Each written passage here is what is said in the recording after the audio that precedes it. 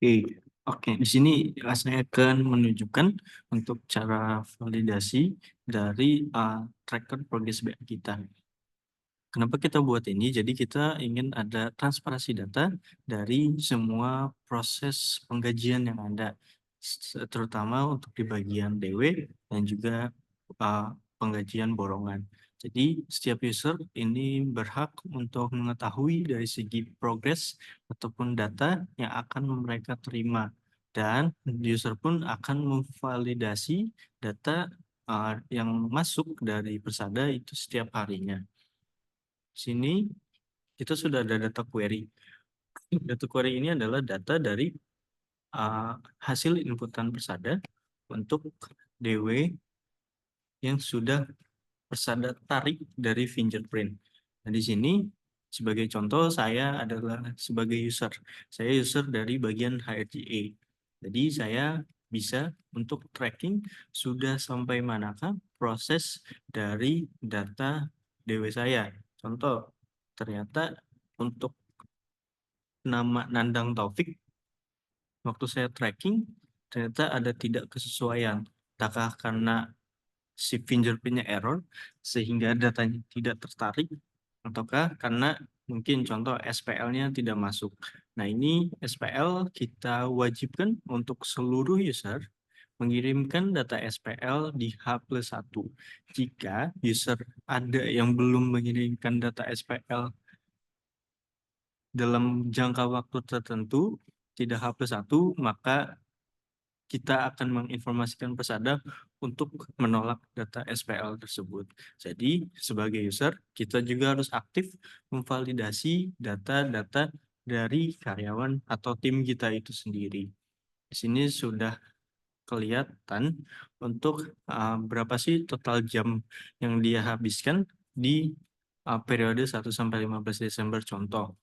Ternyata di tanggal 11 ini contoh untuk yang Pak Andana dia hanya 5 jam kerja padahal seharusnya 8. Nah, nanti kita bisa kasih remix di bagian tracking.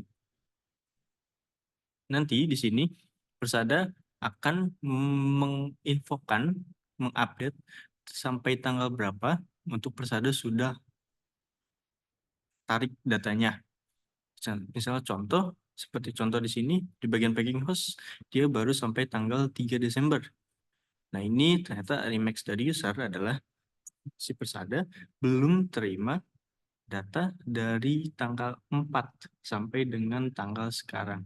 Nah, ini kita sebagai HRBP berhak untuk mengejar user untuk segera mengirimkan data. Ataupun ternyata contoh tadi saya adalah user dari RGA. Ternyata kalau dari data yang sudah diinput oleh Persada itu datanya sudah benar. Jadi saya tinggal mengisi tanggal aja, sudah sampai tanggal 12 Desember 2024. Atau misalnya contoh masih ada ketidaksesuaian, saya tetap isi tanggalnya, tapi saya remix. Contoh untuk nama Andana, tanggal 12 belum masuk data. Jadi kita akan menginfokan Persada bahwa untuk nama Andana tanggal 12 ini belum masuk data, sehingga Persada bisa cross-check ulang untuk data yang mereka tarik. Nah, ini kenapa kita adakan sistem tracker ini, karena kita ingin semua data itu transparan. Yang pertama, yang kedua adalah kita ingin semua data ini bisa kita dapatkan di H+1. Yang ketiga adalah jika user tidak memvalidasi dari data yang kita kasih atau Persada kasih, maka kalau ada kekurangan dari gaji, itu akan dibebankan kepada user masing-masing. Dan juga kalau ada kelebihan gaji, maka user harus mengembalikan kepada Persada itu sendiri.